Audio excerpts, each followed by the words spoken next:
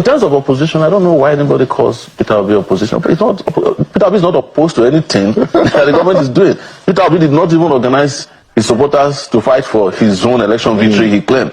He did not fight when they increased fuel price. He has never done anything that opposition people do. Even these terrible people that are in government now, no matter what you say of them, they used to protest. Yeah. Buhari protested with his deputy. Yeah. And they tear-gassed the man and he died after that. Tinubu, they organized several protests. Exactly, all the way they from were using Amechi them. People have forgotten. Nasiru used to go to DSS, they would arrest him, they would release him again, he would talk. So, you say you are opposition. That is Sowere. I'm beginning to ask myself questions or ask questions. What did he really want? Sowere, what did you want? I don't know your problem again. Because the way you are going about it is every little opportunity you have to come to the media, you always pick on Peter Obi. You always pick on Peter Obi. As it is now, Sowere is the only person who is not corrupt in this country. It's the only one. Because I don't know if you are still thinking you are an SUG president in your school back in the days when you were the youth president in school. At this time, you are still talking about protesting to burn houses, to give people bruises. Possibly some people will lose their life because they want to be the president. Is that what you want? I am surprised to see you at this time. You are still talking about the last election. Peter Obi didn't call for protest. Peter Obi didn't ask his supporter to call for a protest. What happened to you? Why didn't you call your supporters to go for protest at that time? And again, he said he won the election, but why did he refuse to call for protest to reclaim his mandate? No. Now I'm beginning to ask questions. What do you really want? What is your problem? What issues do you have with Peter Obi? Have you got issues with Peter Obi? Instead of you to look for a way to work with these people so that we can have a good system, you are always picking on Peter Obi, picking on every trending issue. You jump on it to insult one person or the other. And since I want to ask a question here, or questions, since you have been protesting since 1999, I've been 1990, 90 something, what have you achieved through the protests? What are those things that you have achieved through the protest? What is your political strategy that you are planning, your strategy to winning the 2027 presidential election? If at all you are going to be on the ballot boxes, what are those strategies that you are putting in place? Rather than going to some of these medium houses who have been disgruntled and they're looking for relevance, using opportunity to pick on somebody, especially Peter Obi.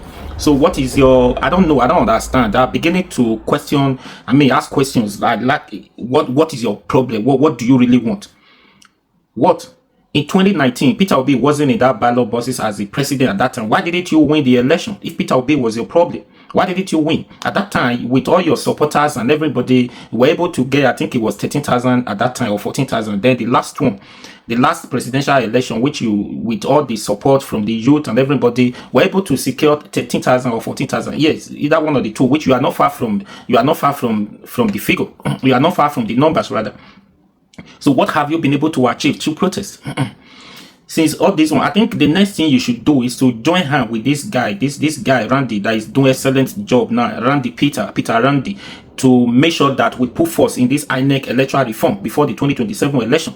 So your ambition as becoming the president of the Federal Republic of Nigeria, I think for now you should just stop and look for a way to work with these people, especially to have this electoral reform. Since you have the power, at least join this young man to push further so that we can have it, to give us hope, assurances that on that day we'll go and vote, since this is what you want. So I'm not really seeing what you have been able to achieve through this protest, aside from you jumping on every issues or every body who has been arrested, who has been maltreated by whatever the youth. You come from them, you lead protests wearing your orange cap and whatever, you lead protests and things like that. I'm not seeing any other thing you have achieved. When Buhari at that time, what did you do?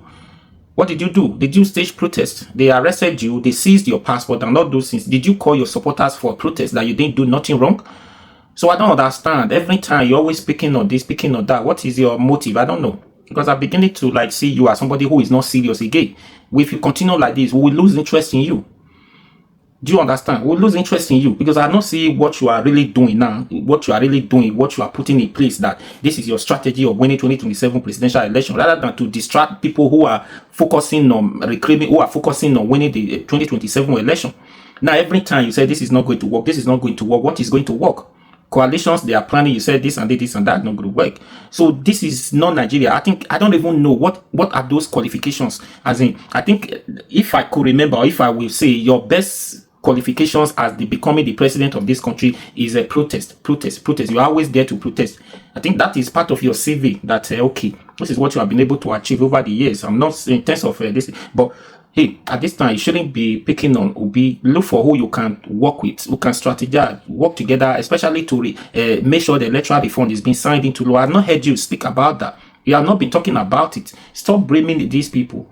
Right? Peter Obi is not the problem. So Peter Obi, everybody are not the same. Peter Obi say he doesn't want to call for this protest. Jonathan that time, Jonathan have every reasons to call for a protest, to say no, that he won that election. He was not going to hand over power to Buhari at that time. But he said no, everybody are not the same. Okay, fine.